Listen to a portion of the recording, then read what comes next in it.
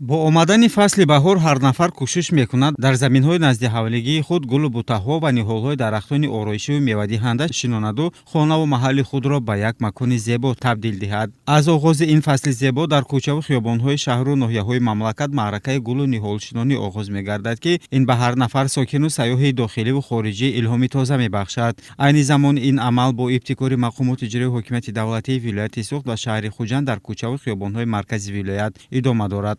ба гуфти масъулин дар кӯчаву хиёбонҳои шаҳри Хуҷанд ҳамарӯза аз 10 то 20 ҳазор кӯчати гулу бутаҳои ороишӣ мешинонанд. пеш аз шинондани намуду рангҳои мухталифи он нақши зеборо офарида аз рӯи он бо унвони масъул дар ҷойҳои муайян гулкорӣ мекунанд, ки ҳамаи он ба нақшу нигори матоъҳои миллӣ, атласи хуҷандиву чакани хатлонӣ монанд аст ва дар қалби ҳар нафар ҳисси зебопарастиро бештар мекунад.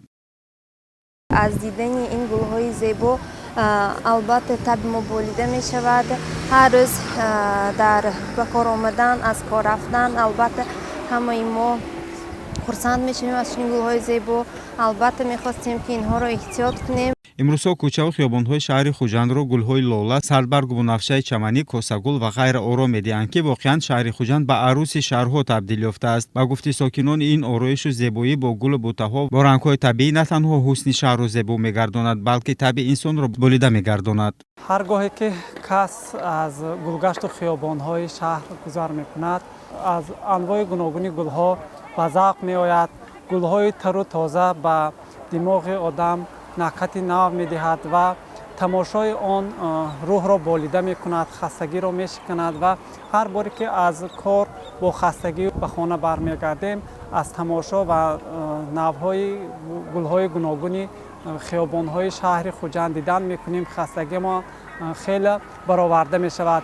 имрӯз дар тамоми шаҳру ноҳияҳо, дар тамоми ҷамоату деҳотҳо, дар марказҳо мардум таваҷҷӯҳ ба зебоипарастӣ карда истодаанд ва мебинед ки дар тамоми ҷо гулҳои рангоранг шинонида истодаанд ва ҳамроҳи рафиқе, ҳамроҳи дӯсте, ҳамроҳи хонавода мардум ба тамошои гулҳо мебароянд. сайру гашти шомгоҳӣ дар кӯчаву хиёбонҳо, боғу гулгаштҳо бо аҳли оила, дӯстону меҳмонон метавонад ба саломатӣ низ таъсири хуб расонад. барои табобати бемориҳои асаб, фишорбаландӣ ва пешгирии фарбеҳшавӣ мусоидат мекунад. мо дар як ҳафта ба ҳамроҳи оила, фарзандон як маротиба ё ду маротиба сайри гашти ҳамин гулҳо мекунем. дидани ин гулҳо таби инсонро болида мегардонад. кӯдакон низ аз ҳозир сар карда ба гулу дарахтон завқи зиёде доранд ва мо фахр мекунем ки шаҳри мо як гулистони зебо аст. дар ҷумҳурии Тоҷикистон бахусус вилояти Суғд нави гулҳои ороишии марҷонгул, петуния, варбена, тагет, садбарг, иёс ва дигар наву намудҳои гулҳои ороишии мавсимӣ мавҷуданд ва гулпарварон ҳамасола бо маҳсули меҳнати хеш дар сабзу хуррамнамоӣ ва гулзору гулпӯш намудани кӯчаву хиёбонҳо саҳми шоиста мегузоранд. бо сиёсати хиратмандонаю дурандешонаи асосгузори сулҳу ваҳдати миллӣ, пешвои миллат, президенти ҷумҳурии Тоҷикистон муҳтарам Эмомалӣ Раҳмон имрӯз ҳар як гӯшаву канори тоҷикистони азизамон гул гушгуфта истодааст.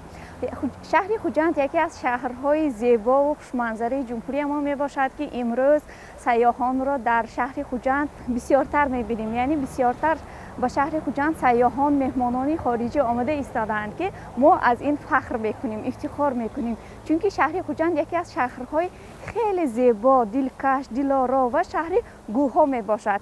имрӯз вақте ки масалан ман худам ҳар рӯз саҳар аз хона ба кор равон мешавам, аз кӯчаҳо, аз гулгаштҳо, аз хиёбонҳо гузашта як завқи эстетикӣ, ҳисси зебоӣ мегирам барои худам ва табам болида мебошад. амин гулҳоро дида, лолаҳоро дида хеле мо хурсанд мешавем, чунки инсоният худ зебоипараст аст. мо зебоиро бисёр дӯст медорем. ифтихор мекунем аз шаҳри Хуҷанд, ки мо ҳамин гуна шаҳри зебо дорем, шаҳри дилоро дорем, шаҳри обод дорем.